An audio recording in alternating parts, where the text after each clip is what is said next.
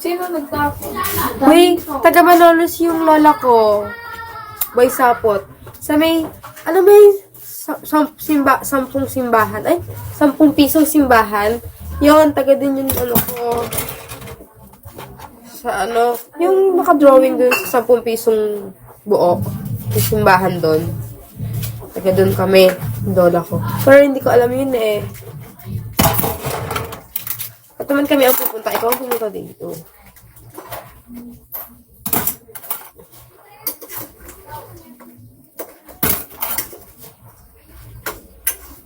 Malolos. Meron po kami sa ano eh, Bulacan, Malolos. Malayo po dito yon. Malayo. Ayun. Doon po yung Brosidon Church. Hindi ko alam eh, pero doon yung province ng father ko. 2 oras biyahe, sabi ko eh. Ha?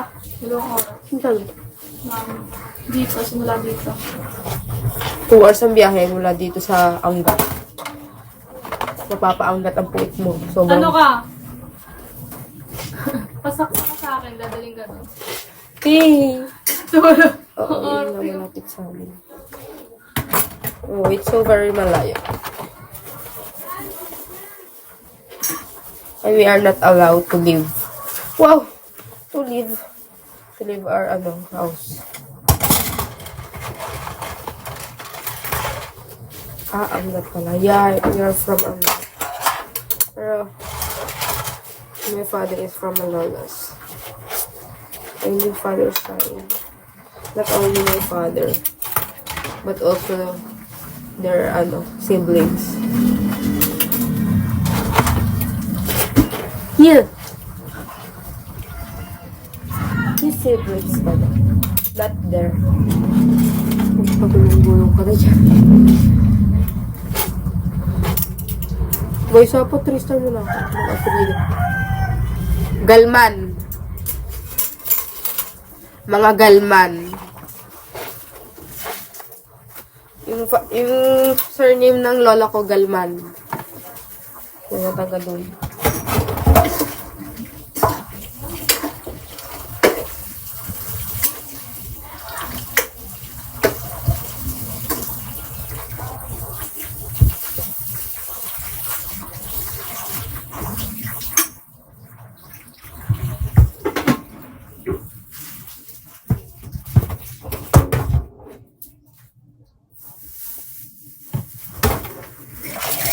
Baka ano ko yun.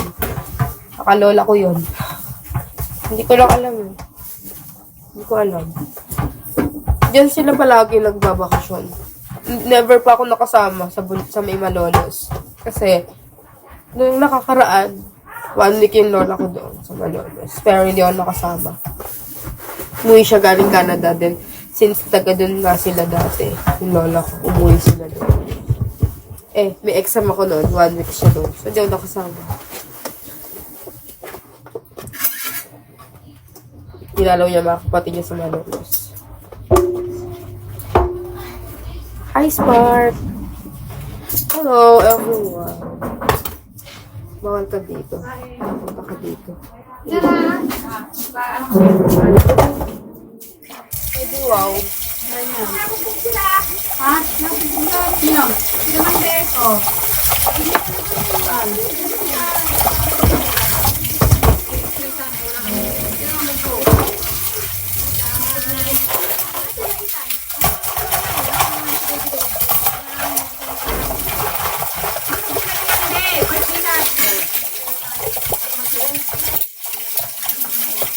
Maya LDA. Ha? Lagi ka na lang may dahilan, Jason. Ayaw mo na lang sabihin kung ayaw mo. Tita, saan po ito? Mga kutsara po. Dek, lapit mo nga. Sabi, sipag, gusto mo. Tulungan kita. Tulong. Baka mabira lang. Baka mabira lang kita, be.